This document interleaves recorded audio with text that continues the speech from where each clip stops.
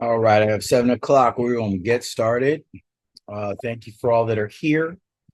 Hopefully, more people will get on because this one's a very interesting week. Um, I mean, I can be brutally honest and say some of the stuff you're doing is a little bit over. Where is it? Zoom. I need to go to module. Let me start by finishing up a last week because last week was real important. There was a lot of people that had to redo some stuff. And I'm going to start it. I guess I need to start every week with only do what I ask you to do. And if you're not sure, reach out. It's that simple. A lot of you in the that are my names I saw already doing that, and I appreciate you for it. You're not bothering me. It's more of a bother to rewrite have you redo something that you thought you weren't sure on that you need to do. Statistics is a very straightforward class, especially in the way it's set up here. Although sometimes the questions that are being posed are a little vague, they go to certain things. Now, not all those things you're going to be using, and that's one of the reasons why we're rebuilding class. But in essence, these are things that you should know regardless. And none of them are extremely deep, other than the factor that you're not, in some of the weeks, you're not given all the information to get you to the promised land quickly, which I always like to do. And then you need to be able to analyze what you're looking at. That's the most, as I always say, that's the most important part. That's what you're going to do there. The tests that I'm being told that you're going to be running in your DNP are simple. There are descriptives and frequencies, which you've already done. And then you have a paired sample t-test, and you do chi-squared. Okay. And we'll talk just a little bit about that tonight so you understand it. But you need to grab concepts. You need to be able to do these things and understand them. It's going to save you time. You might even be able to make some money helping somebody else and tutoring somebody else that needs it during this time. Because I'm sorry, I always thought statistics was hard until I really got into it. And it's really, really basic. As long as you take out those formulas, the formulas, which makes it very convoluted because you have to do multiple things, kind of like difference between using Excel and because I put all this week's data into SPSS. I ran my SPSS and it made total sense to me. It does kind of make sense a little bit on the other end, but you're giving these little parameters in there that can really mess you up. So let's get into the week. And please, if you have any questions, ask them. Do not be shy. I don't care if you text me on my phone. It doesn't matter. Whatever it takes to get you the right information. We're going to talk about missing data first. I'm sorry. I was going to do last week. I apologize.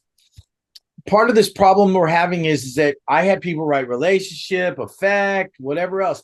I asked for a difference and a no difference. That's all I asked for. I had people giving me examples and everything else. I didn't even read it. Why write it if the professor's not going to read it? Because there was a couple of them that were wrong. You added stuff that you didn't need to prove anything. It should have been for the no. There is no difference in whatever it is. Simple, direct, and to the point. Okay, that's the way APA is done. It's not fluffy. It's boring. Some of it's really boring. Your results section is dry and boring. If you've been reading journal articles, I mean, it could put you to sleep if you even understand exactly what it says. Okay. And at the beginning, when I first started doing it, I didn't understand what it said. I just kept skimming it. And then as I got more into statistics, it kind of makes sense. Some little things here, little things there. Now I'm teaching it. A lot of it makes sense. I understand it. But still, I really don't read it very often because they give you the answers at the end in the discussion. So, the idea of getting in your mind that you got to keep it simple to start with and then go to dynamic. But you didn't need an effect. Plus, on top of it, you don't always have an effect when you're doing there will be no difference in the effect. That's different than it will show an effect or won't show an effect because it's not a tangible thing. Most of the stuff you're going to be looking at and using is a difference between two numbers, or a difference in one number versus a test value, a difference in the number versus looking at a multi like a multiple choice question or something like that. It's all about a difference. Most of your unless you do a correlation, which then your thing is going to say there's no relationship, which we're getting to in I think 2 weeks. Forever. It's taking forever to get there. And then you have what's the other one? Or you have a relationship, and that's going to be given to you by the not so much the p-value, but more the correlation value. Okay. So when it's asking for something, just give that. Don't add to it. Plus, I know you got too many other things to do. You're not helping your story, you're not helping your grade. Give me exactly what I need. So you show me you understand, number one, how to do it if that's the case, or what it means. Period. Keep it simple and ask questions. Otherwise, I'm going to stop letting you ask questions, because there's so many questions that I know that are needed to be asked, but you just won't ask them. And now, right here, you'll see reliability. I threw this in here. I'd like you to look at it. We really don't do a lot reliability and validity. I'll have validity in a couple of weeks. Just take a look at it. You need to understand that. It's not going to be on any exam, but I just wish I'd like you just to open it up. It's a flip book. It's not very long, a couple pages. Okay. Okay, there it is. It tells you a little bit about it. Then I will have one for validity. Just take a look at that. You can I think you can download it. Keep it in your stuff for your DNP. It may come up, it may not, but understanding the difference between reliability and validity is part of the ethics portion of it, which we'll talk about a little more about that a little later. And I got a little tidbits I'm going to give you as we go along. Okay, the discussion here. Can somebody tell me what what missing data is?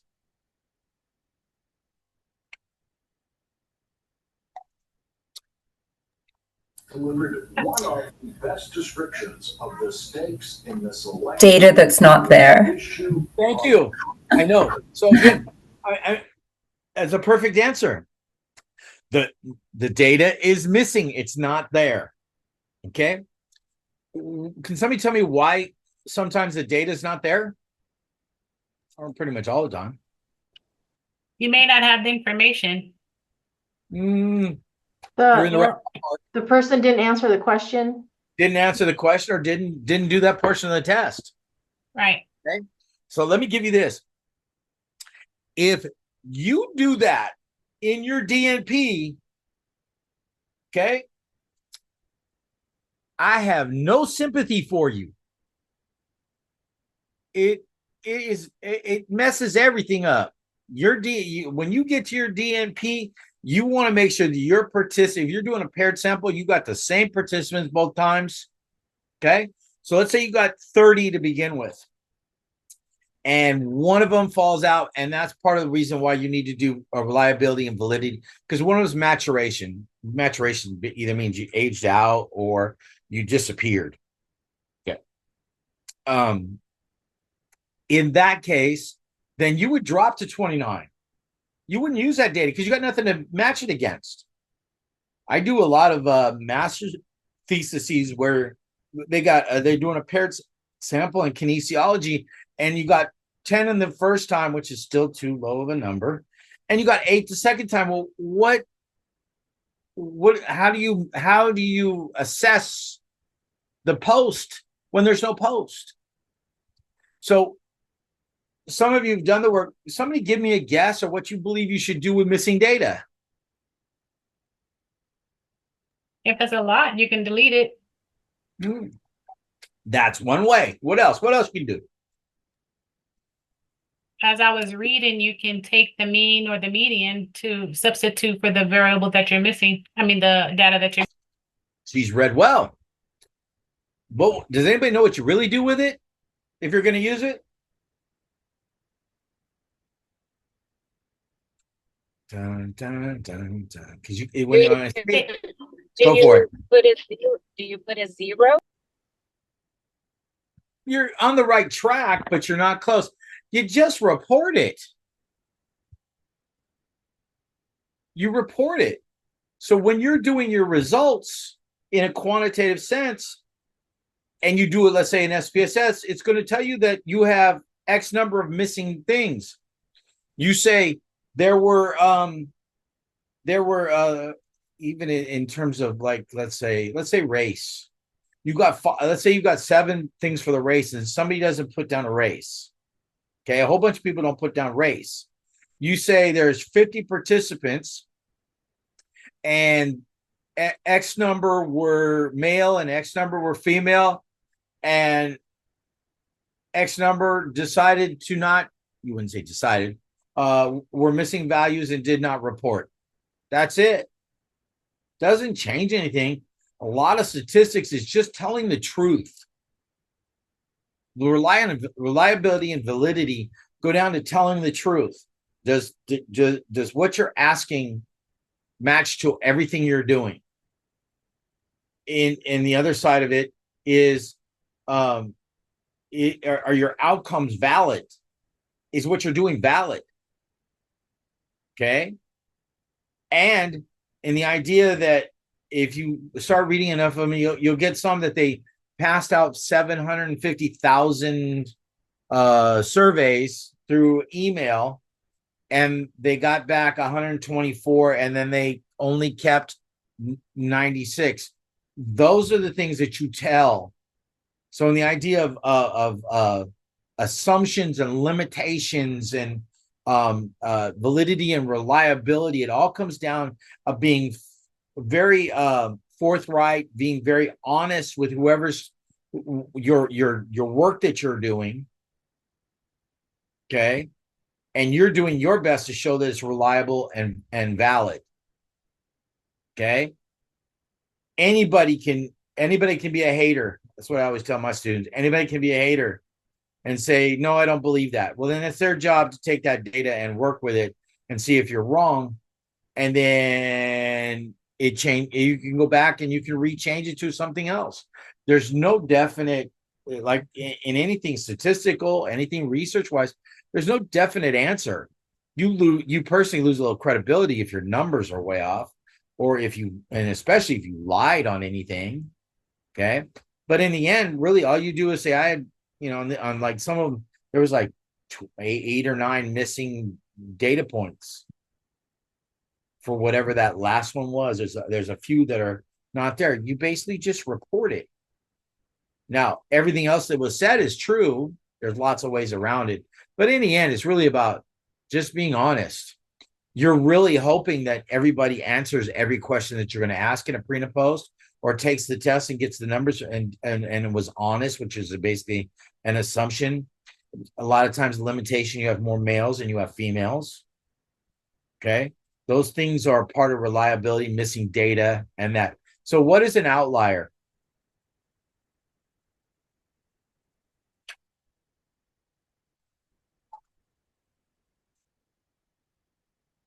Nobody knows what an outlier is? It's a value that's extremely different from most of the values, expected values.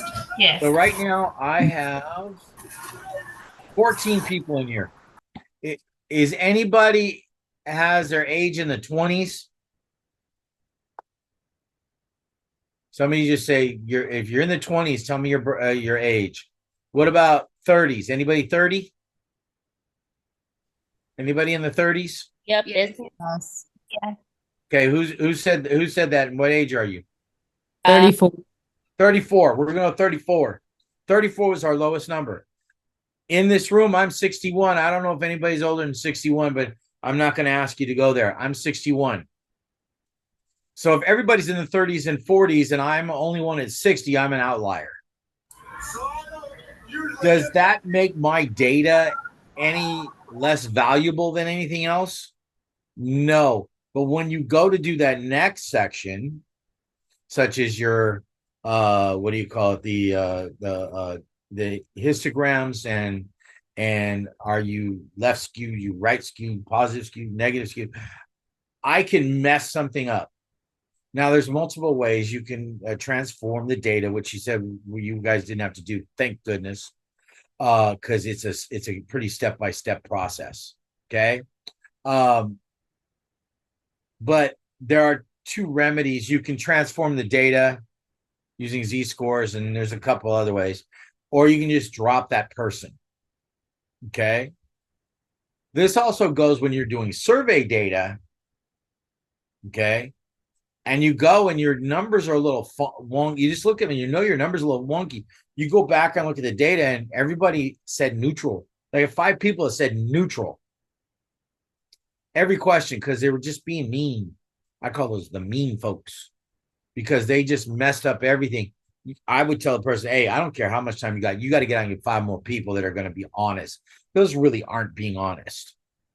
And in a normal situation, wouldn't do that. But educationally, you only have X number of days to get your work done. You can't have, if you have 30 people doing anything and they all answer 3, you have no data. I could have you write it up, and by the time you were done, you want to, if you saw me on the street, you probably want to say a couple of nasty words to me, because it would be extremely hard, because it's hard to go, well, they were neutral. What does that really mean? So understanding that you need to spot them and make the decision what you're going to do with them. Honestly, in your DNP, I would imagine that you're going to be looking at about the same age range. You're going to be looking at the same amount, the same type of person.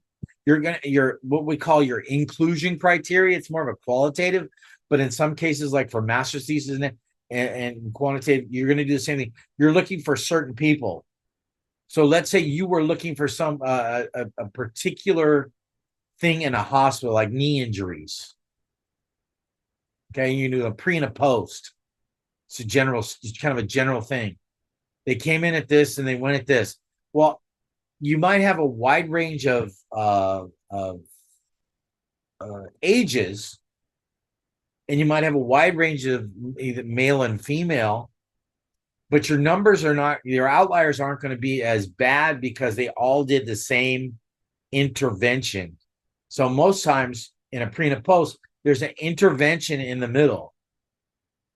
And I'm not sure about your DNP, but generally it is. You do a pre-test, there's some kind of intervention, then you have a post-test.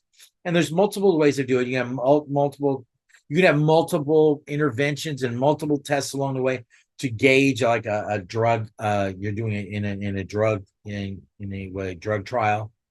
They may test your blood or test everything a couple times. There's lots of ways of doing it, but those only add to the validity of it if you wait the whole time. It's kind of like if you talk about prayer. If you're doing something on prayer and I wanted to do something on prayer, it wouldn't let me do it quantitative because you never know when somebody's praying. Any one of you in the room could be praying that I'll stop talking. It's in your head. You're not, thinking about it. But at that moment you prayed, if you were on the side that wasn't supposed to pray, plus prayer is really subjective to the person, and meaning that prayer means something different to everybody. So you're really looking for experience. There are spirituality tests out there that you could use. So not to run too long, like I always do, because I run my mouth too much, but that's pretty much it. Now you go to the assignment, find any outliers for data sets from variable 1, 2, 0. It's pretty much all of them. Okay. I have a question about that part. Sure. Go ahead. For variable 2, it's male and female. So I guess I was a little confused about what the outlier would be, unless it's that, I can't remember which one it was, but one of them was like 50% more. But to me, that wasn't really an outlier. It was just because there's only I'm gonna say just do your best on that one. I'm not marking anybody down on that one because I generally would not have done. There's not really an outlier for the what do you call it? A demographic that only has 2 variables. Okay. It's either a 1 or a 2. It can't be a 3. Right. Yeah. So I'm not too stressed about that one. Don't overwork on that one. Worry about the other ones and move on from that one. Okay. Really don't take anything out, but describe the graphs and tables that you use to find them. Okay, what graphs did you guys use? A box and whisker plot. Okay, perfect. And it gave you some numbers, right? Well, yeah. Anybody kind of remember what they thought they were going to do with those outliers?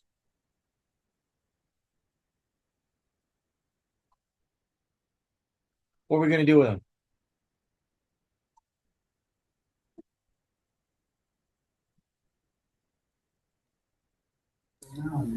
Delete them? Yeah, that's probably what I would have put down. It's not really a answer that you could really do anything with unless you're going to transform them, and you still may throw them away. Okay. Why? My answer would have been, hey, because it's the easiest. It's kind of like going back to that. Do you like Excel or not? Okay. Explain your decision for each of the variables 1 through 7. You know, in that one, I would look at the number and see how far away it is. That makes sense. What will you do about the missing variables in 8, 9, and 10? In some ways, nothing. You know, report them. That's what I would put down. I'll pass you with that. Report it. Okay. What could be the reasons for missing data? We already answered that one. We're not going to go there. This one is really straightforward. Don't overthink this one. You know, if you have not done a good job in your DNP, if you have outliers, if you have missing data, you have not done a good job in your DNP. And some of it has nothing to do with you, but you really want to hone in on that because you only have X number of time to do your data. If they don't answer half the questions or they don't do half the test, they're kind of useless to you. Then you write from that place. You don't say that they're useless, but you write to the factor of possibly why they did not answer the questions. When you're doing your DNP, it's all about analysis and what you believe based on the data that you're handed of getting to a place. There's a set of data for that paired sample t-test or the chi-squared or whatever you're running. But then there's a whole nother level of looking at everything that has gone on in terms of your literature and everything else that draws it together that makes this very easy to decide whether I'm going to get rid of them or not. Because if you take it out and it doesn't change anything, well, why take them out? If you take out that outlier and it changes the data and it looks a little better, then you do that. But basically in the end, you would just say the outlier was this one and we took it out for normalcy to gain some type of normalcy, because that's what we're moving into the next. Okay. All right. So any questions on that? I hate to make it sound simple, but it really is. Think about it simply. Take what you have in the textbook, think about it, and make a decision on what you would think you would do with it. There's not really a wrong answer except to not answer. And sometimes your answers are going to be really, really simple. And that's good. Because if you can figure out a simple one, when it comes time to move it up, you're there, because you always got to start at the simple. Males are higher than females. Okay. Why? Well, males are smarter than females. Okay. And the confounding variables, you don't know what they did. So why is that way? You make the decisions based on what's sitting only right in front of you. That's like dissecting a journal article. Everything's right in front of you. You can't go any farther. You dissect a journal article, you get out what you need, and you move on. And you find another one that either supports that or gives another direction. That's it. Okay, let's get into number 2 because it's 23. I've got a couple things for this one. I need to go modules again. And then go to 7, week 8. All right. Requirements for parametric tests. So, how do I say this? There's no discussion on parametric testing. You just told parametric tests. So if you've had statistics before, you know what they are. It's going to be your one sample t-test, your independent sample t-test. You're looking at basic correlations. You're looking at relationship, or you're looking at a difference. Okay. And then from that difference, then you can make a decision whether there was an effect or not. But it really comes down to that, whatever that test is offering you. Parametric test. Non-parametric, so the other one is when you have not, basically the assumptions are not met. So I'm not going to go into that because the book is real good on this, and the violations are really good, but the violations are pretty much the same line. The violations of the assumptions are pretty much in the same line. So the biggest one is there's an assumption of normality, which means it's standard a normal distribution. And we're going to get into that in a second. Okay. Individuals in different groups may have independent group from group comparison. That's chapter 10 and 11. It's a lot of jargon. Just make sure you skim those chapters so they make sense to you. Now we're dealing with ultra running, and I'm using something different to show you something. It's basically you're running a histogram on the ratio level. Okay. Has anybody got in there to kind of tell me which ones are ratio? So I don't have if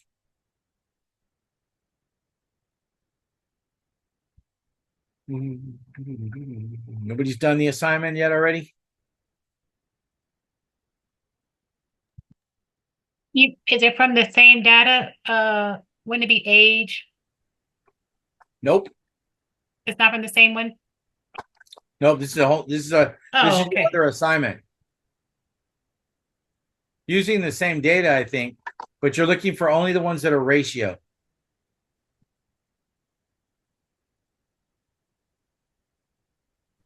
Does anybody know which ones of the variables in that Excel form?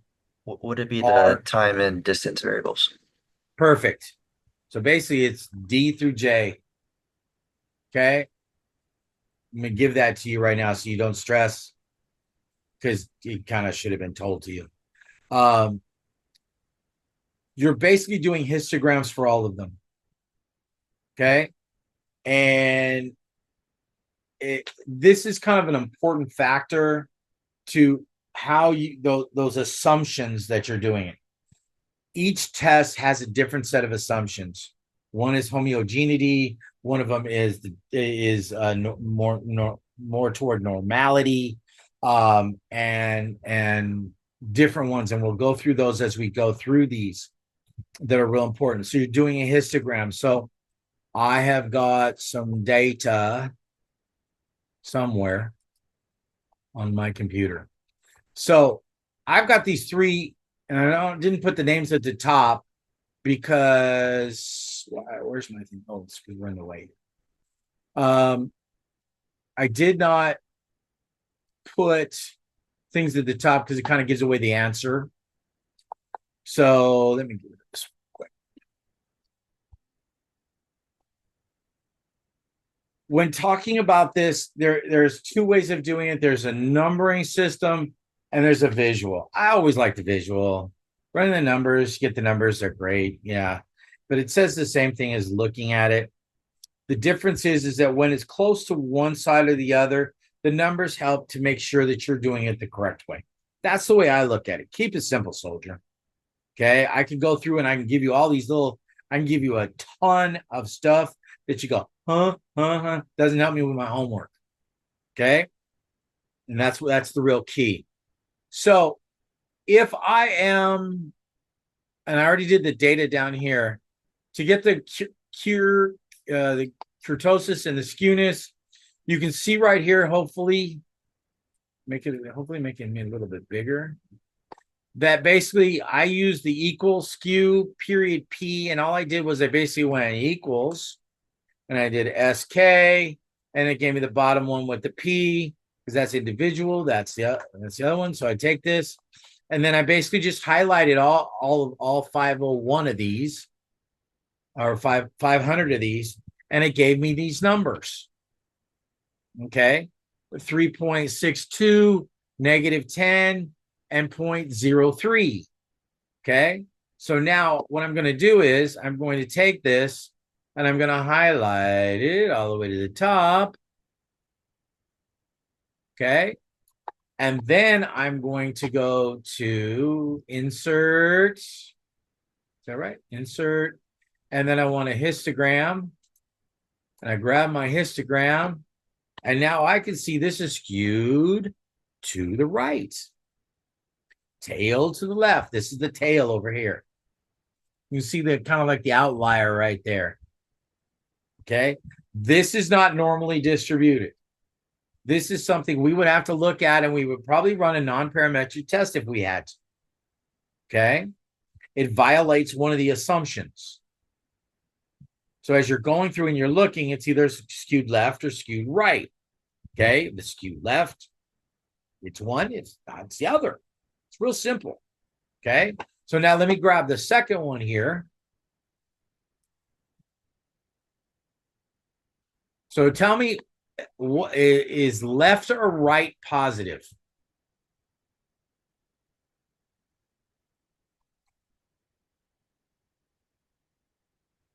Is a left skew positive or negative?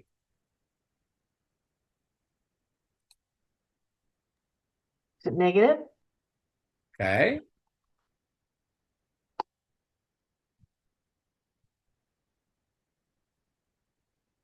So this is skewed left, the other one's skewed right. I don't know why it doesn't go to the top.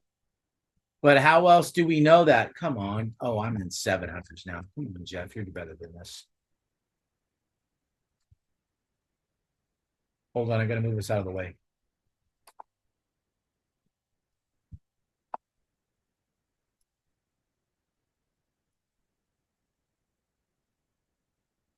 Do you see the negative number when I get to it? Sorry. It's negative. And it's big. It's away from zero. This is away from zero. Okay. The difference between this and this is these numbers are relatively close together, and these numbers are a little farther apart, but it's farther away from zero. Now, here's the difference. If I grab this one and I run it to the top here, sooner or later,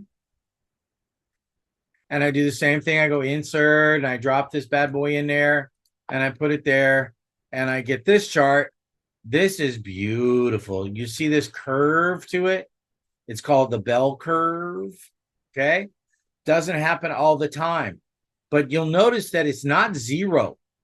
It's not perfect. Should have done those at the top. I'm sorry. You'll notice that this number is really close to zero. This number is one negative direction. This is positive. It has to do with where your numbers are clustered. Okay. The mean moves, the mode doesn't. Okay. But it is so vital that you understand that you need a normal distribution. Now, something that's close to normal is still normal. So like in this 0.03 or 0.3 or whatever it is, as that number, and now you visually look at it and you see that bell curve, but let's say it's just a little bit tweaked to the left or the right. So it's not right in the middle, but it's like right here. The middle's right about here. The middle's right about here. We're giving a little leeway. I call it the leeway motion. But if it looks something like this, you have data that's not. It's skewed the wrong direction. You need to be able to know which direction it is, which tail it is, and it's either positive or negative. I don't want to go too deep in that because part of your homework, and you need to get that. You need to do that on your own. Okay. So looking at this, you could take pretty much any set of data that's ratio or the interval, and you can do that. What does the skewness and kurtosis tell us about the normality of the distribution?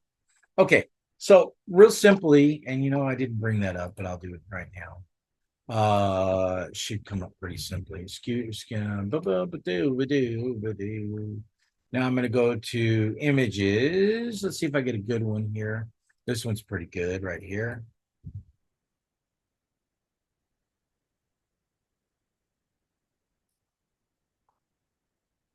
My thing out of the way again. Hopefully you can see this pretty well. You can see the left skewed. The hump is on the right. The tail goes to the left. It's to the tail on the right skewed, okay? It's on the left and the tail goes to the right, okay? Normal distribution, mean, mode, and median are all in the same. Now, now we look at the shape, and the shape is the kurtosis, okay? And if you look at the kurtosis, it's usually, it's low, it's towards 0, equal to 3, above 3, below 3, but it's real simple. If it's got a real high peak in the middle, regardless of left or right or whatever, it's leptokurtic, which means all of your answers. So if you see the curve here, all the answers fall right underneath that curve. Mesokurtic is one where they're slightly spread out, but they could be distributed fairly evenly, and they're more toward a standard deviation. Okay, platykurtic, which this picture is not the greatest, it's when it's very small, so that you have a ton of numbers, but when you're looking at the actual bell curve, the bell curve is flat, and then it could go where it goes up, and then it's just straight across and then down. That would still be platykurtic. Then you also have one more, and that's bimodal. And that's when you've got a hump on this side and a hump on this side, and nobody can make. It's like having a three. It's like neutral. There's stuff on both sides. Okay. Here's another picture. Positively skewed on the left, negatively skewed on the right. Here's your kurtosis. Okay. It's the easiest way I can teach this so it makes sense.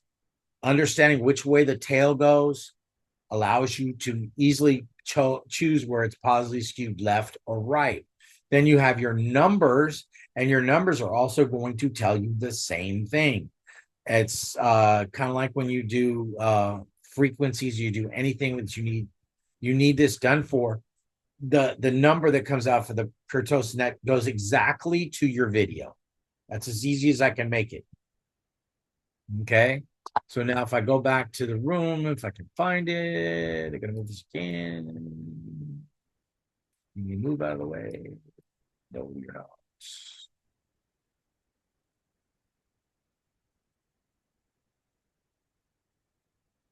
Oh, that's even better. Okay. Oh, I'm already in here. So go back to the room. Okay. Which variables meet the least two conditions of the parametric test? Does anybody understand that sentence? Help your classmates out. I'm going to give you 10 seconds.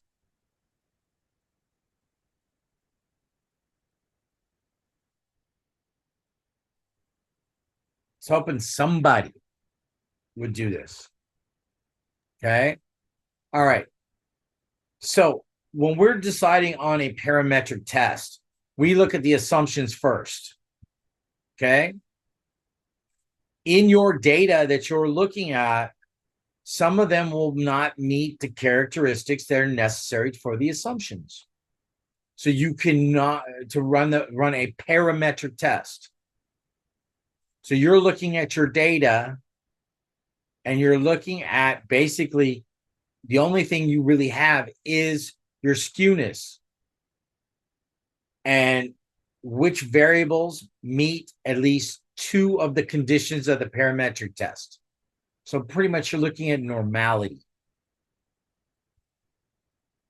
And then you need to work through the rest of them to see if you have one that meets at least two of the criteria. Okay. The problem is that you're not really told which test you're running. So do the best you can based on the idea of, first off, deal with normality. And there are some normality issues. So understand that you're only running this on the ratio level. So it's PB elevate through STEM/B. Okay. Not the age, not anything else, because that's the data that would be run. So like in the idea of the assessment of emotional understanding versus situational understanding. Okay. We're still looking at, or I basically probably would be H and I, which would be emotional intelligence and emotional understanding. If you were going to run those as a correlation, you would be at pretty close, and you'd probably be able to do that. Cats fighting outside. So, all right. Time for any questions.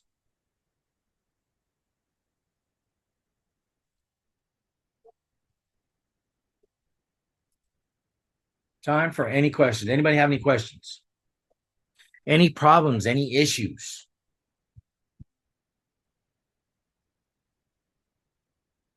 I love silence. I must be doing pretty good. Oh my gosh. There are tons of people in the chat. Gotta let me know when you're chatting.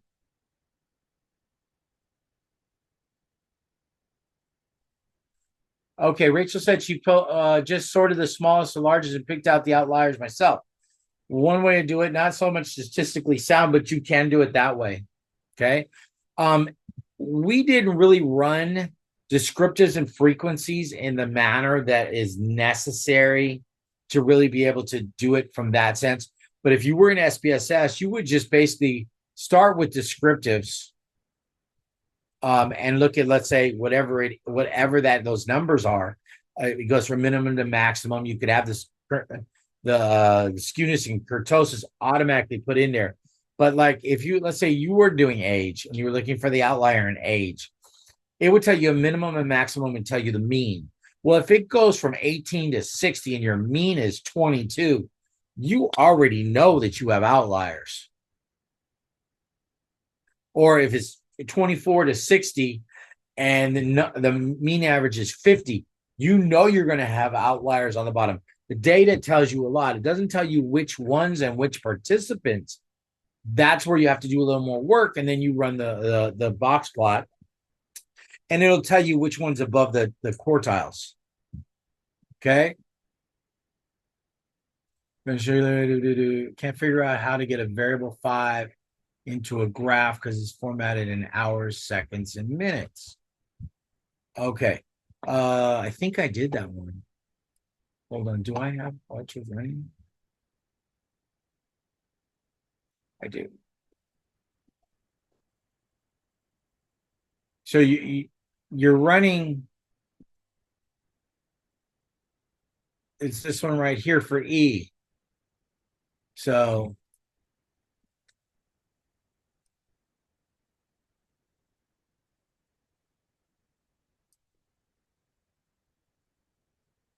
and I have a feeling if this works, it didn't work. I think we figured out that there's similar data for variables 5 and 6. They're kind of essentially giving you the same data. They're just formatted differently. At least from looking at the data dictionary, that's what we could kind of defer from that. Okay, that would make sense. Oh yeah, it sure does. So they transform that data for you. And I do have I do have it here. So let's do this one together. And we're going to go insert. We're going to grab the histogram and bam. Are we normally distributed here? It's 51% turnout in Detroit. You mind sharing your screen with us? Yeah, I don't see it either. Oh, I'm sorry. I'm such a bad professor. How about now? Is that better? Can you see it on my screen? Thank you. Yes. I'm Yes, so we sorry. can. Thank you. So are we normally distributed here? Yes. Yes, but you said it very gently. Why did you say it so gently? No, I think it's a normal distribution. It looks like a bell curve. I don't does. see. But it is a little skewed to the what? Right? Right. So now I go back down here to this number down here is this 0.4, which would tell me that it's relatively normally distributed. Now, if you were to have to write this up, you would write this up as the statistic of 0.449 lends to a normal distribution, although there is a slight skew to the left or right based on what it is. Basically, all you're doing is telling the truth. So if somebody's to pull it up and say, oh, that's skewed to the left, you would actually cover that already. Even though you're considering this to be normal and you'd run a parametric test on it.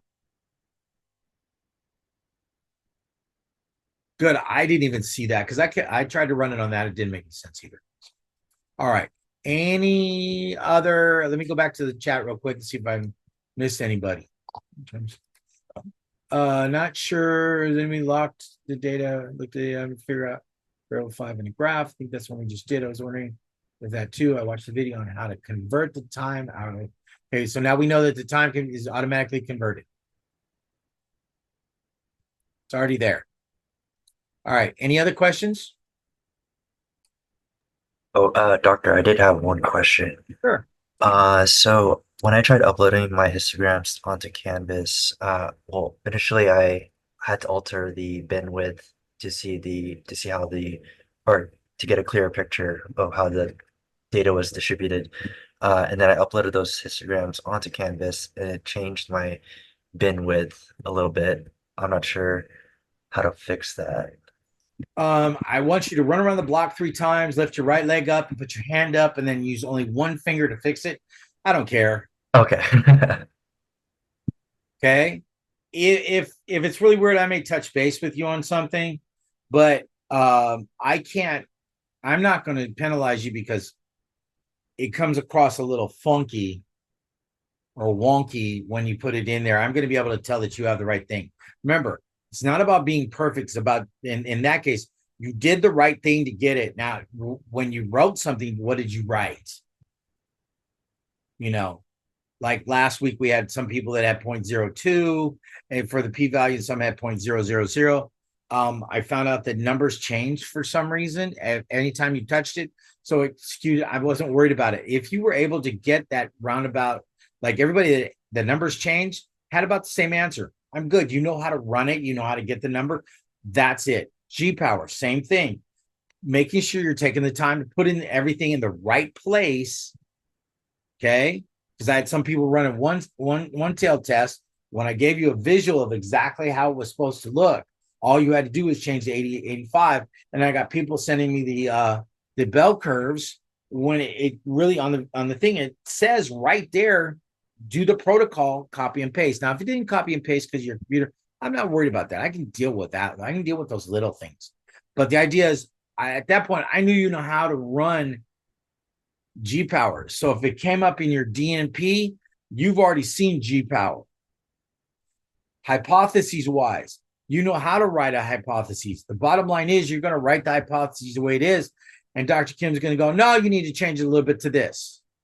You're not out on an island. Okay. And I may be the one helping you. That's it. The bottom line is that once we get through all this gobbledygook and we get down to the testing, some of this will make a lot more sense. Okay. Because as you run the test and you look at your assumptions and you look at all these things and you go to write up what you need to write up, now all of a sudden it comes together. It's just taking us a long time with this setup to get to the meat and potatoes of the class. So we got to bear through this and work through it because all those things are valid, but some of those things you're really not going to do because Dr. Kim is not going to let you set up a test that's going to give you all these headaches because, by the way, that means she has to work a lot harder. The whole idea is not to work hard, but to work efficiently to get the data that you need. So, all right, be it that I've yacked again like I normally do. I am here until all the questions are answered. And if you're good, take off.